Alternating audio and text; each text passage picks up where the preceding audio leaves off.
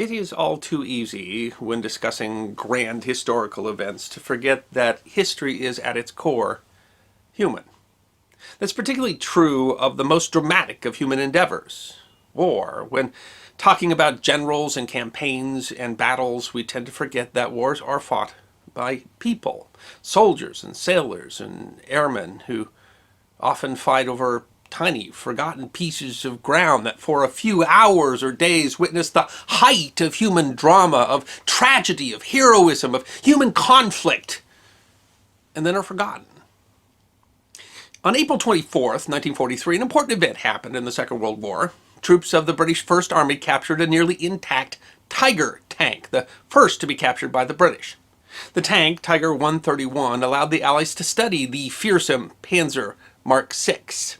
That tank has been preserved today. It's the only running Tiger 1 in the world, and Tiger 131 is arguably the most famous single piece of armor still remembered from the Second World War, and yet the details of its capture are shrouded in mystery.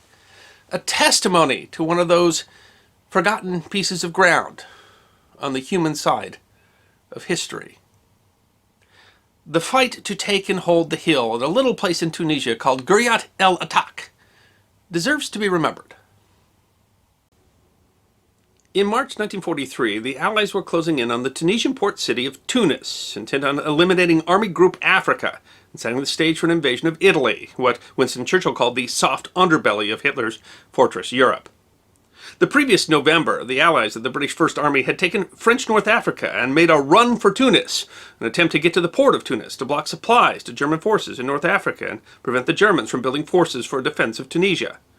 The Allies came close, but had come up short against the 5th Panzer Army at a series of heights called Jebel el Amr. The Coldstream Guards briefly held the heights, but were forced back on December 25th. Both sides were exhausted and paused to regroup. The Allies named the heights Long Stop Hill.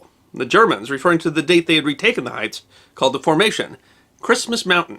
In the spring, the British 8th Army won significant victories against the German-Italian Panzer Army in Libya. The Germans had fallen back on Tunisia and joined with the 5th Army to create Army Group Africa. Some 350,000 German and Italian troops were now defending Tunisia from nearly 500,000 Allied troops of the 1st and 8th Armies from Britain, America, France, Poland, Greece, and the Commonwealth. Despite the setback in Libya, the Axis was in a strong position in Tunisia.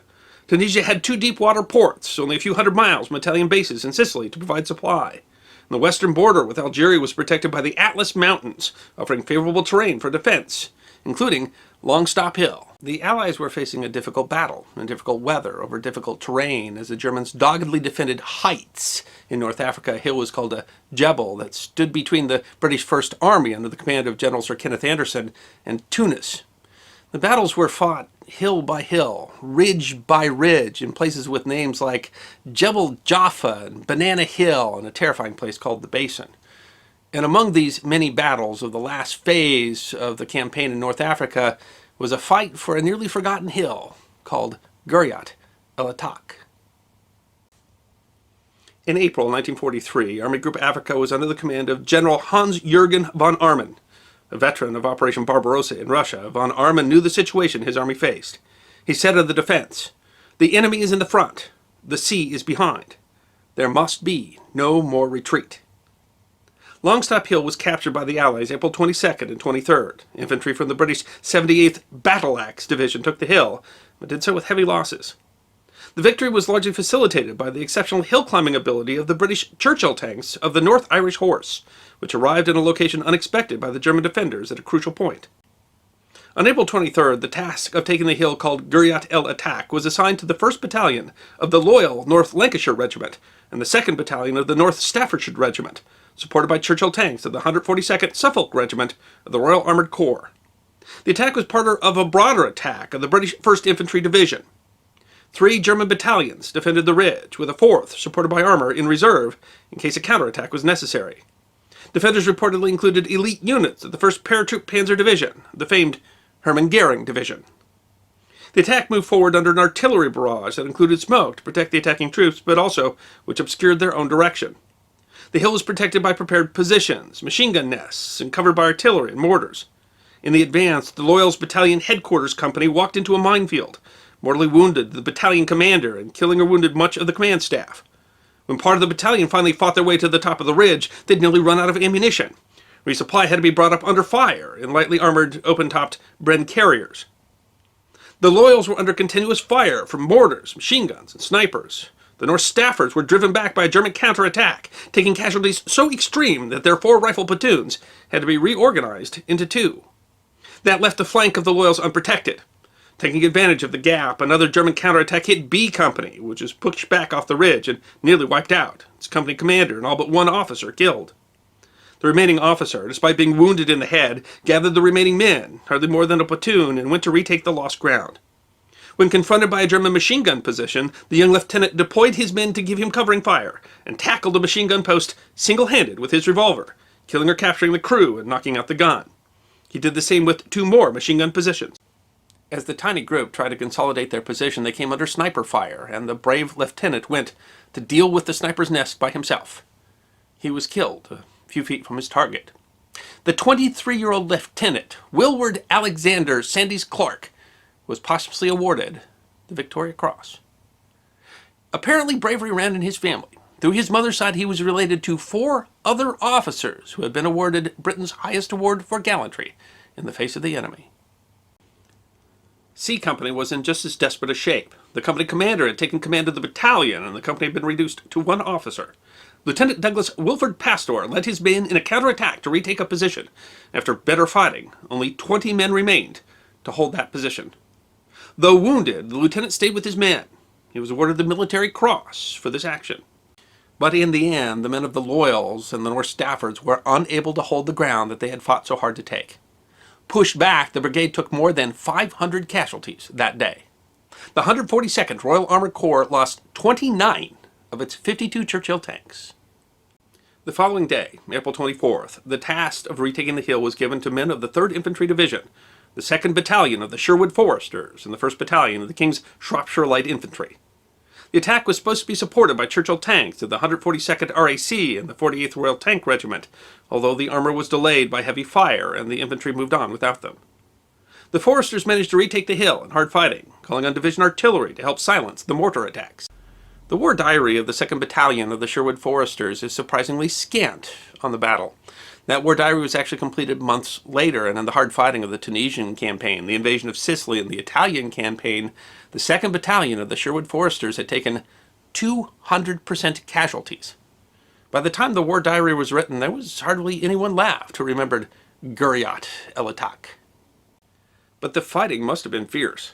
Members of the Foresters received 10 battle awards that day, including the battalion commander, Lieutenant Colonel R.T.K. Pye, nicknamed Puddin' Pie, who was awarded the Distinguished Service Order for leading his troops that day.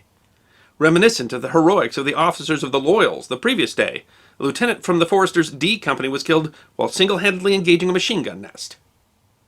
While the battle for the heights at Guriat el Atach is recorded in several battle reports, oddly perhaps the most notable event of the day was not clearly recorded.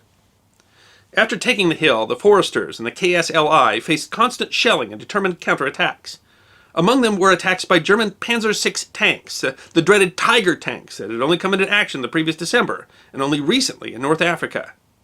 The tanks attacking the ridge that day were from the 504th Heavy Tank Battalion, had only arrived in Tunisia in March. The Panzer Mark VI was feared by the Allies because of its thick armor and powerful gun, although not well liked by its German crews, who felt it bogged down too easily in the mud of North Africa due to its weight. The Churchills engaged the Panzers and took several losses to the 8.8 centimeter guns of the Tigers. There is a report from the commander of B Squadron of the 48th Royal Tank Regiment saying that a Panzer VI had been hit by a Churchill and the crew had bailed out, and a later record of another Churchill firing at what appeared to be an abandoned Mark VI that they thought was being used as cover for a sniper.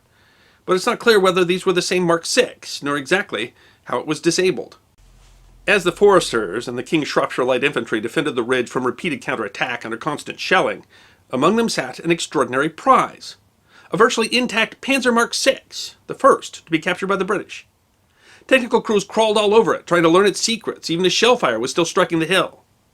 The Tiger tank, the first tank of the 3rd Platoon of the 1st Company of the 504th Heavy Tank Battalion, turret number 131, was eventually returned to England, where its testing provided valuable information to the Allies regarding one of Germany's most fearsome weapons. And yet it is unclear exactly how it was captured. The war diary of the 2nd Battalion of the Foresters doesn't mention the tank being disabled, merely saying, "At nightfall, however, the enemy tank withdrew from positions which would have been dangerous to them by night, and the German artillery took over the job of making the Foresters uncomfortable." The Heights fell. The German and Italian armies in North Africa were finally defeated in May, with some 300,000 Axis troops surrendering to the Allied forces. The armies in the war moved on. The story of how Tiger 131 was captured was lost in the shuffle. The story of the capture of Tiger 131 is shrouded in mystery. The project to go and capture and return an intact Tiger tank was, well, a closely guarded secret. Soldiers fighting that day didn't seem to realize the specific importance of just one more event and just one more battle of a long war. For many years, it was thought that Tiger 131 was actually captured 2 days earlier and 10 miles away at a hill called Jebel Jaffa, a mistake because of an officer whose name was Peter Gudgeon, who happened to be at both Jebel Jaffa and Murad al-Atach, and then was one of the officers who later tested Tiger 131 when it was returned to England, apparently simply conflated these two battles that were so close together. The true story didn't come out until a visitor to the Tank Museum in Dorset heard the story of 131, and it reminded him of a story that had been told to him by his father, who was part of the 2nd Foresters. And then the Tank Museum researchers found out that the tank was not captured at Jebel Jaffa, but at Murad al-Atach, using both the story from the visitor's father and a newly discovered newspaper article from the time. The story at that time was that the Sherwood Foresters, being attacked by Tiger tanks, had desperately turned around an anti-tank gun that had been abandoned by the retreating Germans and used that to disable the tank.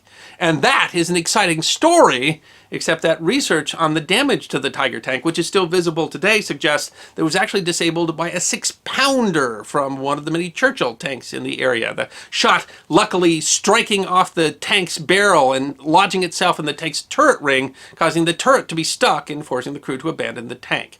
But it's not sure which of the many Churchills there might have fired that fatal round. The damage to Tiger 131 was repaired using parts from other destroyed Tigers, was displayed after the capture of Tunis, inspected by King George VI, and returned to England for testing. It was transferred to the Tank Museum in 1951. In 2003, after 13 years of restoration work that included replacing the tank's engine, as the original had cut into cross-sections for display at the museum, Tiger 131 was returned to the Tank Museum fully operational, the only running Tiger 1 tank in the world. You can go see Tiger 131 today. The damage from the tank round that disabled it is still visible. I highly recommend a visit. But despite the fame of Tiger 131, the most surprising part is how much is still unknown, still being pieced together decades later. If it were for Tiger 131, the entire attack at Guriat al-Atach might be forgotten. A place so obscure that it's hard to find on a map. A battle so tiny in the scheme of the war that it doesn't even merit its own entry on Wikipedia. A tiny plot of ground where men fought and died in the course of all too human history.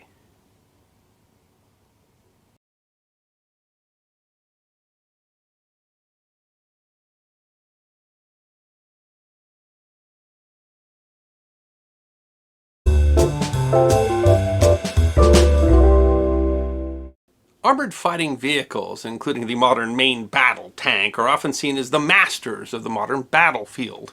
Armored fighting vehicles have great speed, which allows them to maneuver and circumvent normal defensive works. Enthusiasts rush to museums to see them, play games where they can drive them, and spend endless hours discussing the advantages and disadvantages of different tank designs. Yet there's a subset of these armored fighting vehicles that is largely forgotten, and yet sometimes has played critical roles and represented desperate turning points.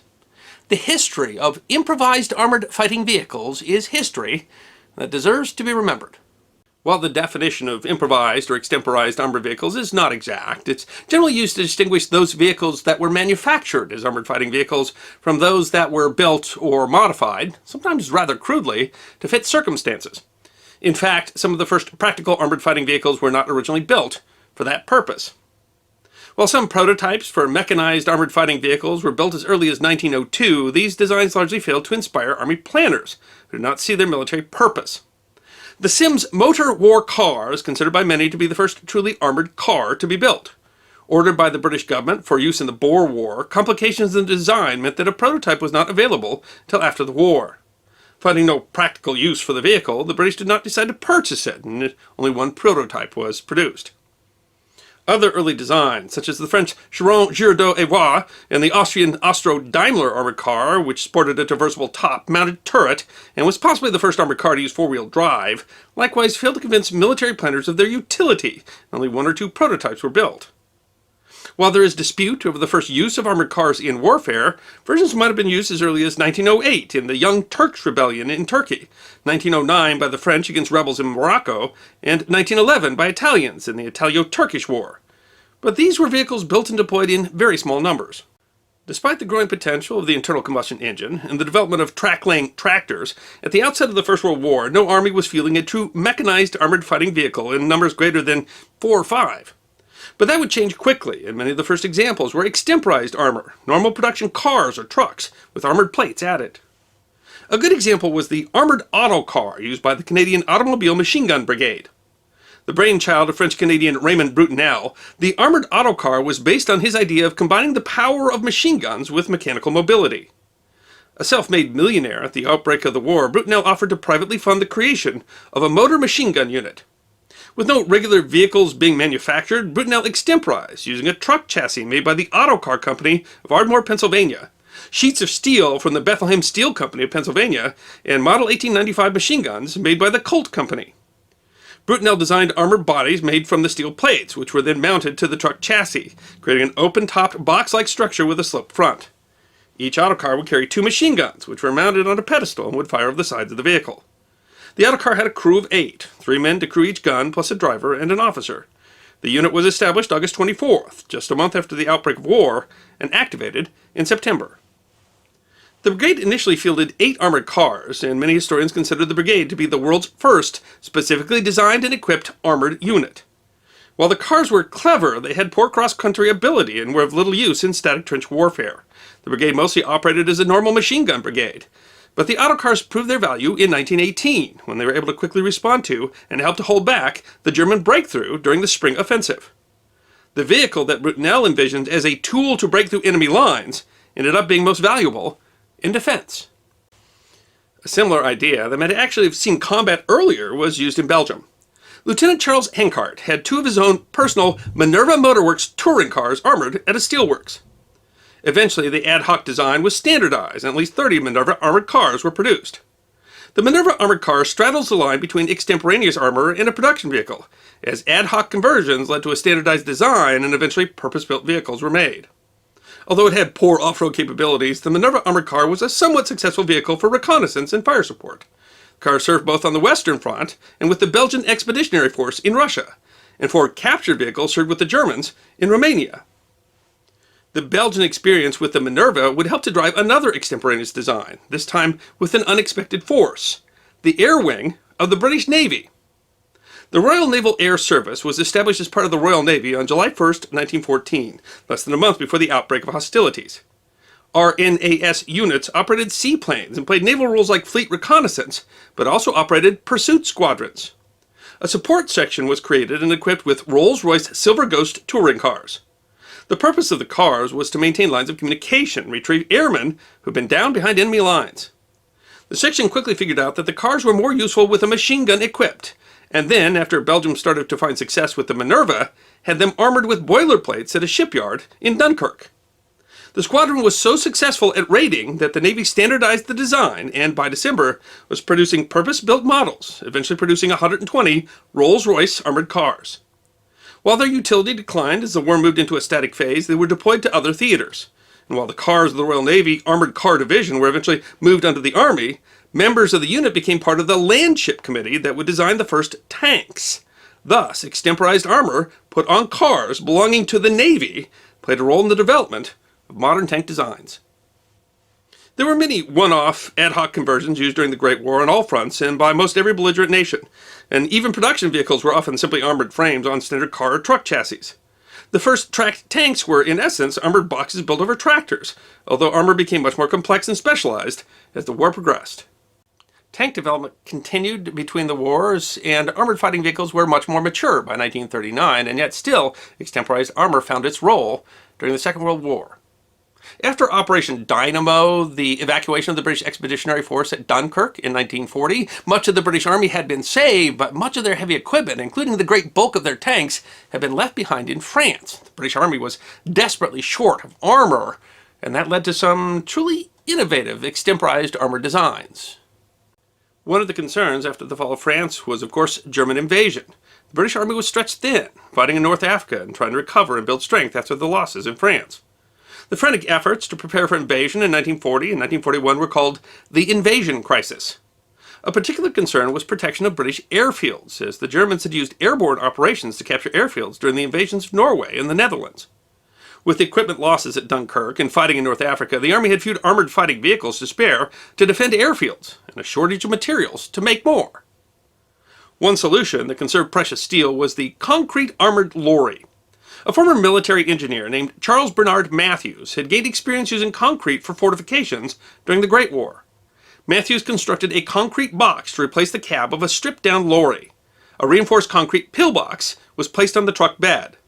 The size and weight of the box depended upon the power of the lorry. The designs were not standard, although all versions came to be called Bisons after an original model made by the Thornycroft Company.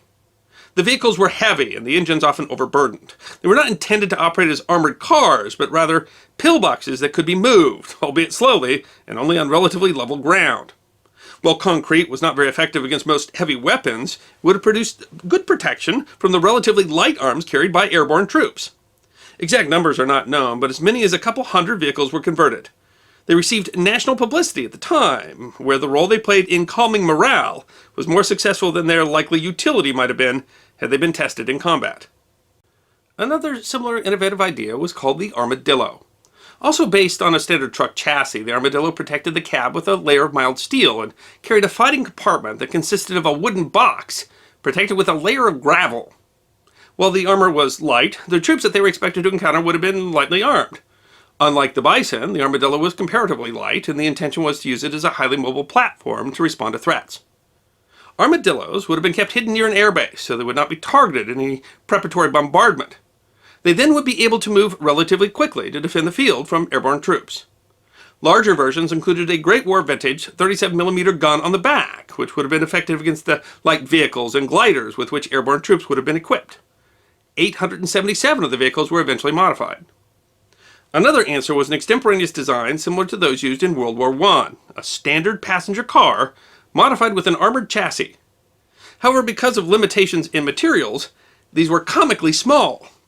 Built on the frame of a small passenger car made by the Standard Motor Company, the tiny armored cars were somewhat derisively called Beaverats, named after Lord Beaverbrook, the Minister of Aircraft Production who had ordered the vehicles. Armed with a Bren light machine gun and a variety of weapons depending upon what was available, the already small vehicle got even smaller when the Mark III used a shortened chassis. The smaller version then became known as the Beaver Bug.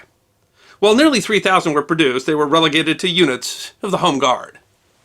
It's difficult to decide whether these designs were truly innovative or merely desperate, but they did well represent both the fears and the resilience of the British people at the time. But for sheer oddity, they hardly match what was going on the other side of the world. While Britain feared invasion by Germany, New Zealand feared invasion from Japan. New Zealand had no indigenous tank industry, and after Dunkirk, could not expect to be prioritized for vehicles from Great Britain. Desiring to produce a vehicle using available materials, Minister of Works Bob Semple decided upon the idea of a tractor tank. A frame made of corrugated metal was constructed, and in the case of invasion, agricultural tractors such as the Caterpillar D8 would be modified by having the box attached on top of them. The tank had 6 different ports from which the crew could fire Bren light machine guns.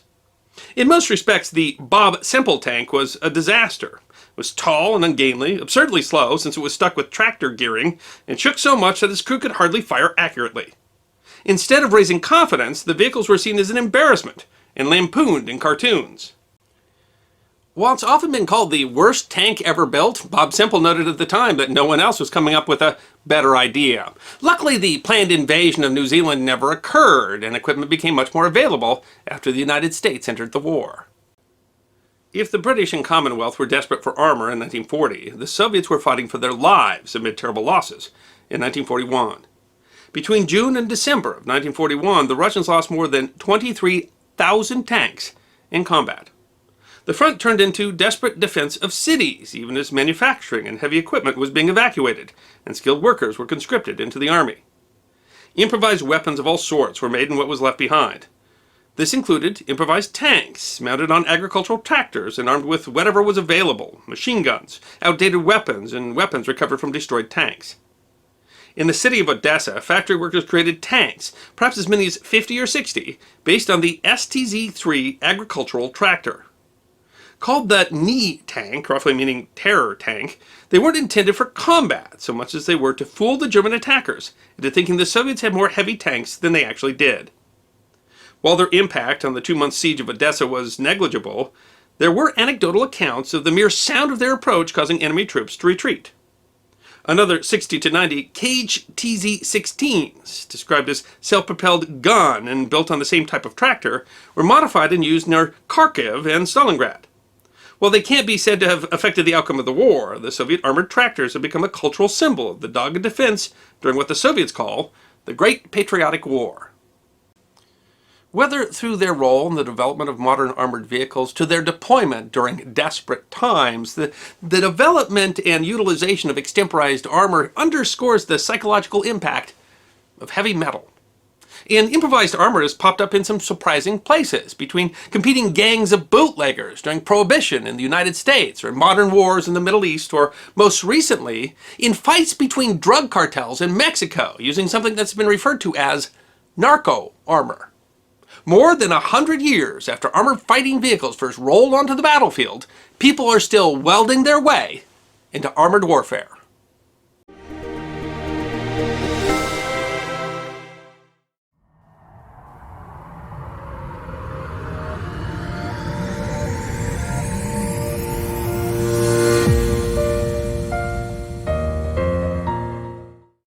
The spring of 1918 offered both an opportunity and an imperative for the Imperial German Army. The March Treaty of Brest had put an end to Russian involvement in the Great War, allowing the Germans to redeploy some 50 divisions to the Western Front, giving them numerical superiority. But fear that U.S. entry into the war could shift the balance meant that the Germans felt that they had to defeat the Allies quickly before the U.S. could send significant reinforcements. Between March and July 1918, the Germans attacked along the Allied lines in what collectively became known as the Spring Offensive. The Spring Offensive was a massive and deadly campaign, and a seesaw battle in April 1918 around the French village of Villers-Bretonneux marked an important historic military first, the end of the first phase of the Spring Offensive, and the end of the war for a huge German demon named Mephisto. It is history that deserves to be remembered. The centerpiece of the Spring Offensive was Operation Michael. The offensive was to be launched in the area of Saint-Quentin in northwestern France against the British Expeditionary Force. The Imperial High Command had determined that the British were near exhaustion after the bloody battles of 1917. It was thought that a strong offensive could separate the Allies, capture the Channel ports, supplying the BEF. The plan was to drive the British Army into the sea. The plan had merit. Following the Russian exit from the war, the Germans had a numerical advantage in the West. In fact, they had a great advantage. For Operation Michael, the Germans had amassed 74 divisions. Facing them, the British Expeditionary Force had just 27. And the assessment of the condition of those troops was not inaccurate. One British officer described the division as exhausted. The British were struggling to make good combat losses and had lowered the age of conscription. One Australian soldier wrote of companies of English children, pink-faced, round-cheeked, children flushed under the weight of their unaccustomed packs and the strap hanging loosely on their rounded baby chins. Intelligence had warned the British that an offensive was in the work, but those green recruits that were now filling the ranks of the British Expeditionary Force, those pink-faced English children, still had no idea what was coming. The offensive launched with a massive artillery barrage on March 21st. The British fought desperately, with many brave delaying actions. German losses were high, but the British were inexorably on retreat. Entire British battalions were being reduced. But by March 30th, both sides were nearing exhaustion, and the fate of Operation Michael depended upon the French village of Villers-Bretonneux. The importance of the village of Villers-Bretonneux had to do with the rail junction at Amiens. The German offensive was exhausted, its supply lines stretched. By taking the terrain around the village, the Germans sought a position of high ground from which their artillery could destroy Amiens, making it useless to the Allies. It was a last gasp, but one that could still make the BEF position on the continent untenable. The Germans were able to amass 15 divisions versus just 7 for the Entente. The success of the spring offensive, and possibly the balance of the war, depended upon who held the ground. A desperate battle between March 30th and April 5th brought the Germans within 500 yards of the village, but veteran brigades from the Australian Division had been brought up, and as the village seemed ready to fall, a surprise counterattack by the 36th Australian Battalion pushed the Germans back, and the British had managed to consolidate the position. But the Germans had one last attack in them.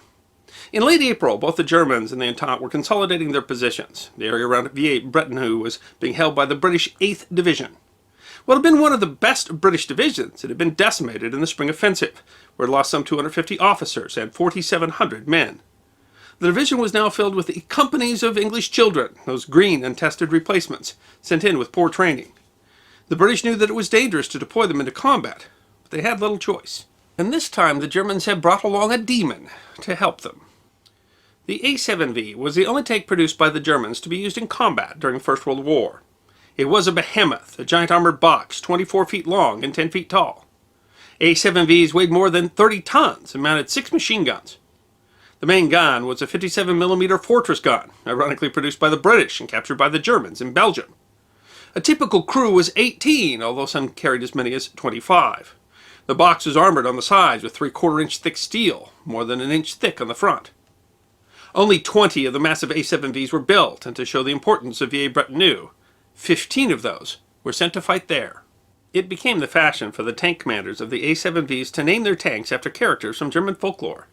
Names included Nixa, meaning mermaid, and Woden, the German name for the Norse god Odin. One of the most terrifying names was Mephisto, another name for the demon Mephistopheles. Derived from the legend of Faust, Mephisto represented the devil himself. The name, chosen by Tank Commander Lieutenant Heinz Thiessen, was painted on the side of the vehicle number 506. In addition, the crew painted a depiction of the demon on the front of the tank, holding a smaller British tank under its arm. It was an interesting illusion. The new weapons of war had never faced each other in combat. 506 had participated briefly in the battle northeast of St. Quentin in March, a successful deployment where the German armor, both A7Vs and captured British tanks, had held back a counterattack. But the Second Battle of Villers-Bretonneux would be the first German attempt to mass their armor, and it was a brilliant attack. The A7V was powerful but ungainly. Its cross-country capability was poor, with its thin tracks making it vulnerable to rolling over. But the ground near Villers-Bretonneux was relatively flat and undisturbed, and the German attack, launched at 4:45 a.m., began with an artillery bombardment that included gas. In the fog and the noise and the smoke, the British were unprepared for the German armored assault. 2 of the A7Vs didn't even make it to the battle. The engine on one failed to start, and a second broke down. Early tanks were mechanically unreliable. But the 13 that came were enough to throw the British into disarray. One British officer reported the massive vehicles looming large and terrible out of the climbing wall of fog. How terrifying the German demon must have been rolling out of the smoke. The British were thrown back, and the town taken. Much at the focus of the discussion of the battle was a moment outside the village of Kashi, where 3 British Mark IV tanks of No. 1 Section, A Company, 1st Tank Battalion, encountered 3 A7Vs, including Nixa. It was the first tank-on-tank action in history. 2 of the 3 British tanks were armed only with machine guns and were forced to retreat. The remaining Mark IV engaged Nixa, but neither could score a hit. Finally, the commander of the Mark IV stopped his tank, allowing the gunners a better chance to hit. Nixa was hit 3 times and abandoned by its crew. The 2 other A7Vs withdrew. It was a seminal moment in warfare history, as was the arrival of faster British Whippet tanks armed only with machine guns who drove back German infantry. But in the end, the tanks had shifted the battle for the Germans, taking the contested town of Villers-Bretonneux.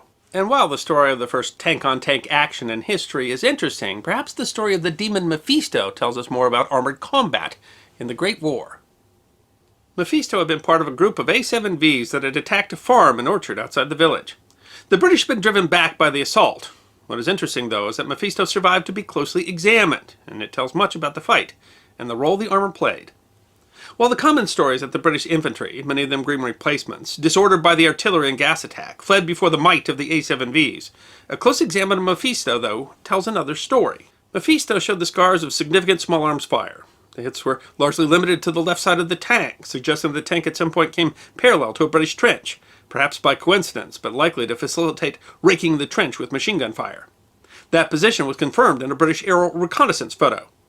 It's obvious from the damage that the British troops had considered methods for disabling a tank. While their presence there might have been a surprise, the British knew that the Germans were producing tanks, and the troops in the field were not completely without preparation. One example is a number of concentrated machine gun hits around one of Mephisto's exhaust ports. The short, controlled bursts make it clear the gunners knew that this was a vulnerable area. Another is a British .303 caliber round near one of the machine gun ports. The machine guns on Mephisto were water-cooled MG8s protruding from ports in the side and rear. The shots were apparently aiming to hit the gun's water jacket to disable it. Perhaps most interesting is that there is a clear hit from a larger caliber weapon that made a good dent, but bounced off. It's never been determined exactly what weapon was used, or how it came to be in the trench. The damage shows the intensity of the battle, British troops trying to kill the demon with whatever they had. There are signs of close-quarter attempts to disable the tank. The battle must have been horrifying to the crew as well. The armor of an A7V was not tempered, so each of the small arms hits would have chipped off bits of hot metal that would fly around the tank. The tank would have been filled with noise, and fumes, and oppressive heat. The damage to Mephisto demonstrates a desperate battle, an example of the terror of war in the industrial age. Maybe the most telling thing that we learned about armored combat from the Battle of Villers-Bretonneux was what happened to the great tank Mephisto. Despite all those attacks, the British were unable to damage or destroy the tank, and they were forced to withdraw. But after capturing the orchard, Mephisto broke down because it had a blockage in its fuel line. They managed to repair that and almost immediately drove into a shell hole and became stuck. The A7V had a notorious blind spot to the front as the driver had to look over the length of the long tank. Mephisto was behind German lines. It might have been recovered, but German engineers came and blew up Mephisto to keep it from being captured. It was done by mistake. They had apparently confused Mephisto with another German tank that had tipped over closer to the Allied lines. Of the 15 A7Vs that were taken to the Battle of Villers-Bretonneux, 2 broke down before the battle even began, 1 tipped over by itself, and Mephisto got stuck in a hole. The only one that was taken out by enemy fire was Nixa, and even it wasn't truly destroyed. The crew got back into Nixa and tried to drive it away, and probably would have been able to rescue the tank, except that the engine broke down. In the end, what we really learn about armored warfare in the First World War is that the tanks were more a danger to themselves than the enemy was. And although the A7Vs helped to win a great victory and capture the strategic village of Villers-Bretonneux, that very night, veteran infantry from the Australian 13th and 15th Brigades retook the village in a daring night attack, and that victory by the tanks was extremely short-lived. Maybe the biggest lesson of the Battle of Villers-Bretonneux was that the time of the tank had really not yet come. The next war would see to that. The village of Villers-Bretonneux retains a close relationship with the people of Australia, who helped to fund the rebuilding of the village after the battle. Mephisto was behind German lines for 3 months before Australian troops retook the ground and captured the tank, taking it away as a war prize. Entente troops covered it in graffiti, including a picture of a British lion holding an A7V. The tank was taken to Australia, where it's been on display since. It was repairing damage caused by a flood in 2011 that the damage from the 1918 battle was clearly examined by explosive experts, giving the details of Mephisto's last battle.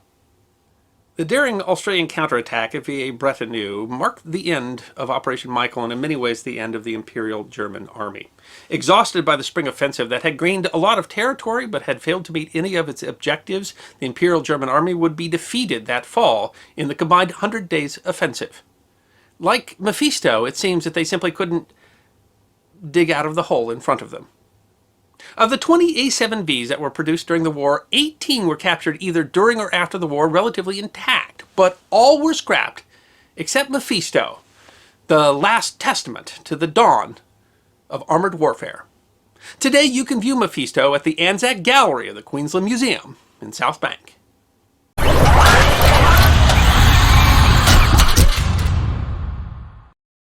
Following their defeat at the Battle of Kasserine Pass in Tunisia in North Africa on February 20th, 1943, the American army was in headlong, disorganized retreat. The battle represented the first major engagement between American troops and Axis troops in the Second World War, and it was a significant defeat for the Americans. Now, historians have tended to talk about the significance of the Battle of Kasserine Pass in terms of the important reforms that were forced upon the U.S. Army as a result of the defeat. But that perspective ignores a frightening fact, and that is the battles around Kasserine Pass also offered the possibility of a war-changing setback for the Allies. But immediately following the defeat at Kasserine Pass, there was an astounding stand in front of the Tunisian town of Thala. And while the Battle of Thala is usually seen as not much more than an afterthought in terms of the larger battles around Kasserine Pass, in fact, it was a valiant and unlikely defense that prevented a disaster for the Allies. And so today I'd like to take some time to appreciate the unlikely and underappreciated defense of Thala on February 21st and 22nd, 1943. The American Army had landed in French Morocco in November of 1942 during Operation Torch and had met only light resistance. By January of 1943, they were pushing through Tunisia, intent on cutting off the German supply at the port city of Tunis. The German commander, Field Marshal Erwin Rommel, decided that he would attack the massing Allied American, French, and British troops. His goal was not just to blunt their expected attack on Tunis, however. Rommel thought that he had the opportunity to take advantage of the green American forces and force a breakthrough that would give him access to the Allied supply depots in Algeria, which would have been an event that could have changed the course of the war in North Africa. Initial attacks by the Afrika Korps and the 5th Panzer Army threw back the Allied lines more than 50 miles and made them defend just a few passes between Tunisia and Algeria. And on February 19th and 20th, Rommel's forces shattered the Americans who were defending a place called Kasserine Pass. The Axis victories to that point had a lot to do with an untested American army that made significant operational and coordination errors in the face of veteran German and Italian troops. Kasserine Pass was seen as a significant defeat for the Americans that highlighted the need to make significant organizational changes. But Kasserine Pass itself did not open the road to the Allied supply depots in Algeria. But Rommel recognized the opportunity and immediately made a dash with the powerful 10th Panzer Division for the Tunisian town of Thala and its critical crossroads. You have to understand the importance of the Tunisian town of Thala. While it's just a small mountain town, it controlled crossroads that go both north into the rest of Tunisia and west into Algeria. Had Rommel taken those crossroads, he would have been able to cut off thousands of American troops that were trying to regroup to the north. Cut off from supply, that would have forced a surrender of significant Allied forces. But even more, that would have left open the western road, which could have allowed Rommel to take the supply depots in Algeria and use those as a base to drive the Americans out of their bridgehead in North Africa. Simply put, Thala was critical. But Thala was only defended by remnants of shattered American forces that had been defeated at Kasserine Pass and some detached elements of the British 6th Army. As the American tanks had all been destroyed or abandoned at the Battle of Kasserine, the only armor that the Allies had to defend the pass against the powerful tanks of the 10th Panzer Division were a few units of British Valentine tanks, which were outdated. And there was nothing else. There were no Allied reserves to reinforce Thala. That's all that faced down Rommel and the 10th Panzer Division.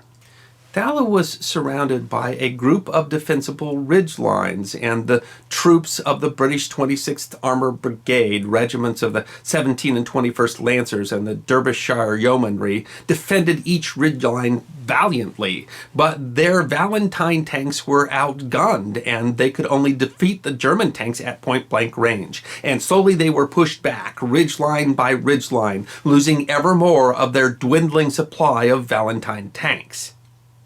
They barely held on through the day of the 21st, and then were attacked again at night. The Germans decided upon a night attack and a ruse. They led their attack with a captured British Valentine tank that fooled the screening infantry and allowed the German army to get very close to the British tanks before they even knew they were under attack. They were given no choice but a desperate counterattack that, while it pushed back the German assault, left the British with only a dozen operable tanks. They knew that they could not possibly survive another attack. The Battle of Thala seemed to have been lost. At the end of their rope, the beleaguered defenders of Thala expected to be brushed aside in the morning, when, almost as if by miracle, a large column came up the road from Algeria. It was the divisional artillery for the American 9th Infantry Division, which was regrouping to the north and had called for their artillery train. The artillery had made an 800-mile forced march trying to rejoin their unit. But when they arrived in Thala, their commander, Brigadier General S. Leroy Irwin, appreciated how important the defense of Thala was, and so ignored his orders to go north and join the defense of Thala. In the morning, Rommel expected to brush aside dispirited forces, and instead was met by a massive artillery barrage from the combined British and American artillery. Concluding that the Allies must have received substantial reinforcements in the night, Rommel decided that he could not win the fight and withdrew. Not just from Thala, but short on fuel, he decided to push all the way back to southern Tunisia. Miraculously, the defenders of Thala, right at the point of their defeat, had emerged victorious. By the end of February, the Allies had retaken all of the ground that Rommel had gained in his offensive. And while Kasserine Pass was seen as a great defeat for the Americans, in the end the Allies had prevented that great breakthrough, so close to Rommel's grasp that could have changed the course of the war in North Africa.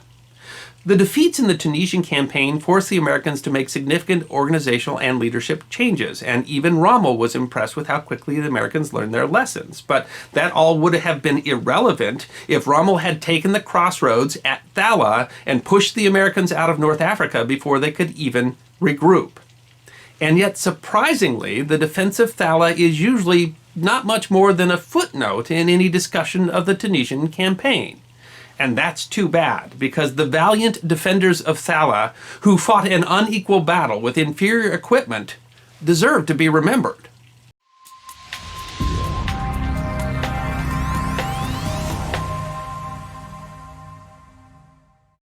Of all the German weapons of the Second World War, perhaps none was more feared by the Allies than the dreaded 88.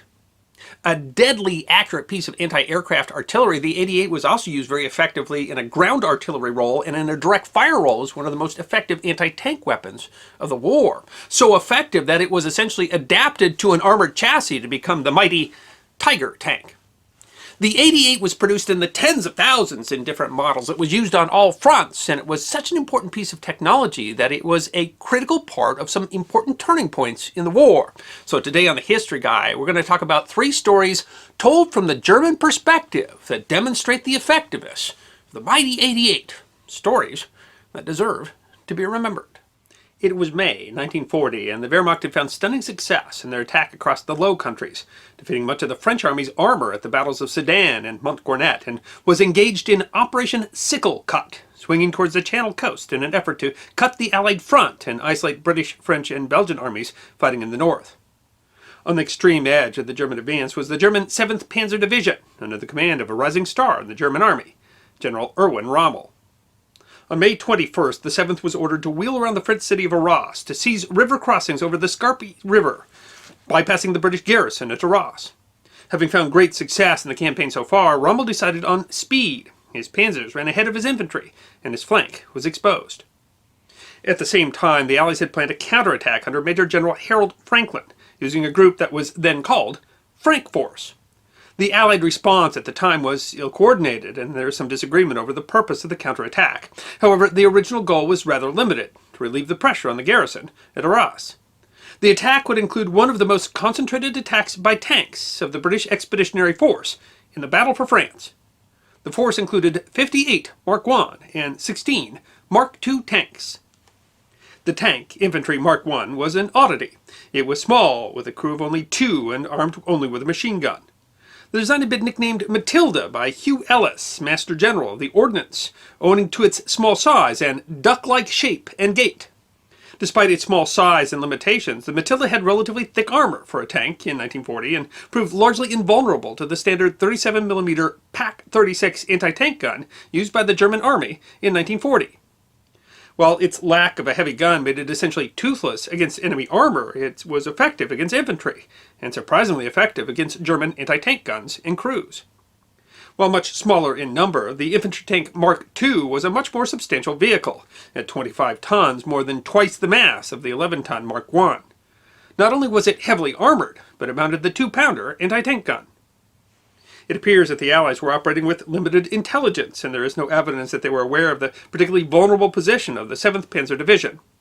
However, as historian Karl-Heinz Frieser noted in the 2013 book The Blitzkrieg Legend, the 1940 Campaign in the West, accident had it that the British tank attack, mounted without any prior reconnaissance, exactly at the worst moment and in the worst spot, punched full force into the unprotected flank of the German infantry columns. The attack had hit between the 7th Panzer's armor and infantry columns, leaving the infantry without armor and on a weak flank where they were unsupported. Moreover, the heavy armor of the Matildas proved effective against the German anti-tank weapons. An after-action report by the 7th said of the attack, "Our own anti-tank weapons do not have a sufficient effect, even at close range, against the heavy tanks of the English. The enemy simply breaks through the defensive front they form. The British tanks shoot the German anti-tank guns to pieces or crunch over them, and the crews are most likely killed in action." But Rommel did have one weapon that could defeat the heavy British armor, the 8.8 centimeter Flak 18. The Germans had initially fielded an 8.8 centimeter anti-aircraft gun, the Flak, meaning Aircraft Defense Weapon 16, during the First World War. While technically restricted from developing new weapons after the war by the Treaty of Versailles, the arms manufacturer Krupp was able to skirt the restriction by working through the Swedish firm Bofors, of which they had majority ownership. They had initially designed a 75mm weapon, but had increased its power at the request of the German Air Force. The Flak 18, with various improvements in the Flak 36 and Flak 37, was an extraordinary weapon. Although it could be emplaced in just 2.5 minutes, it had a limited ability to fire even from its transport carriage. Its hydropneumatic recoil mechanism allowed it an exceptional rate of fire of 15 to 20 rounds a minute. Its range, combined with an early analog fire control computer, made it deadly against aircraft. But unlike many anti-aircraft guns, the 8.8 centimeter, or 88, could be lowered below horizontal, was provided with both armored piercing and high-energy anti-tank, or heat, ammunition, allowing it to operate both as an anti-aircraft and an anti-tank weapon. The 88 had a fearsome reputation. Historian Paul Fussell wrote in his 1989 book The Real War that Allies knew that the greatest single weapon of the war, the atomic bomb excepted, was the German 88mm flat trajectory gun. First tested in combat during the Spanish Civil War, the Flak 18, 36, 37 could penetrate an astounding 84mm of armor at a range of 2 kilometers. At Ross, Rommel was able to organize a second line of defense using his 88s. As the British tanks of the offensive entered open terrain, the heavy guns opened up. Fraser noted, "They lost 24 tanks in just a few moments. The 8.8 centimeter guns played a particularly important role, beating this thrust off." Without a clear objective, and not realizing the possibility of achieving a counter-encirclement, Franklin withdrew. His armor was then attacked by German dive bombers while retreating. Around 50 of the 74 tanks used in the attack were destroyed. There has been much discussion about the Battle of Arras, which so shocked the Germans that it played a major role in the German strategic pause that allowed the Allies to fortify the Dunkirk beaches and evacuate the British Expeditionary Force, the Miracle at Dunkirk. But the potential had been much larger. The 88 had prevented a disaster for the German army.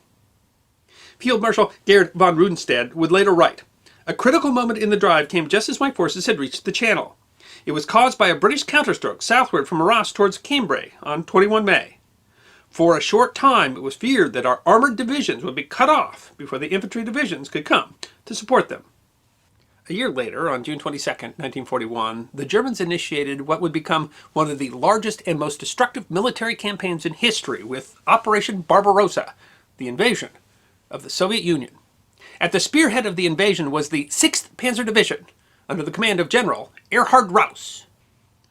The 6th was equipped largely with light tanks, the Czech-made Panzer 35T.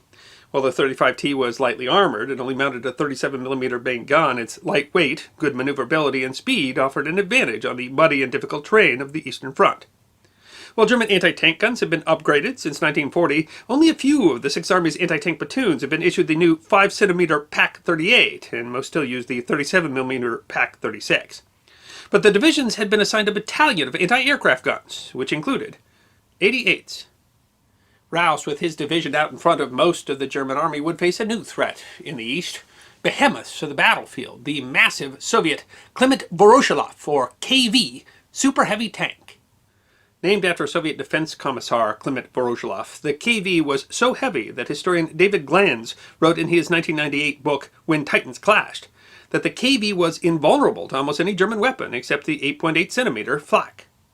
When an infantry battalion tried to stop a Russian advance across a river, Rouse wrote that even the concentrated fire of the artillery and all other heavy weapons the troops possessed did not stop the steel pachyderms. Even the heaviest tanks of the division, the Panzer IV, hammered against the steel giants, but the effort to destroy them was made in vain. There was a real threat to the division, Rouse explained. As it became clear that no weapon possessed by the group was a match for the Russian monster tanks, the danger of a general panic became imminent. The only defense seemed to be the division's heaviest artillery pieces. The 100mm field gun could destroy them at close range, along with, of course, the high-velocity, armor-piercing rounds of the 88. As the Soviets began a decisive tank drive with their KV-1s, they were met by fire from the 88s. Rouse wrote, well camouflaged and sighted in staggering positions, these weapons quickly destroyed a number of Soviet tanks and brought their attack to a standstill. The 88 had again saved the German army from Allied tanks, but that was not the last time that Rouse and his 6th Panzer Division would have to face the KV-1. Only a few days later, Rouse found that his only supply line was blocked by a KV-1. Efforts to circumvent the monster proved futile due to terrain, and the single tank was preventing resupply as well as blocking Rouse from getting his wounded to his aid station. An attempt to surround the tank and attack from all sides with the 50mm anti-tank guns proved futile, and several guns were disabled by the tank. Later, the Germans would see that even these new anti-tank guns left only a blue mark on the massive KV-1. Rouse attempted to bring up an 88, but the crew was seen by the tank, which scored a hit before the gun could be employed, destroying it. Rouse then had engineers sneak to the tank during the night, pack it with anti-tank explosives. The explosion was large, but the effect was small, leaving what was described as a slight dent. The tank remained parked on his only line of supply. Finally, Rouse had his light tanks harass the tank, their guns being entirely ineffective, but keeping the tank crew's attention as they tried to manage a shot against the nimble 35Ts. While the crew was distracted, the Germans were able to sneak from behind and in place an 88.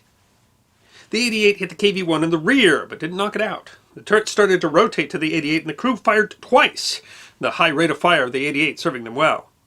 The tank stopped moving, but they shot it another 4 times, for good measure.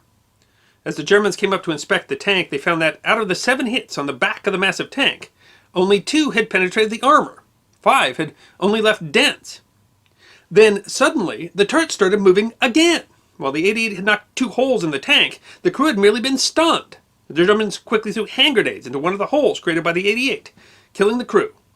The mighty 88 had won the day, but only just barely. It was June 18th, 1944, and Colonel Hans von Luck, commander of the 125th Panzer Grenadier Regiment, was in a difficult position.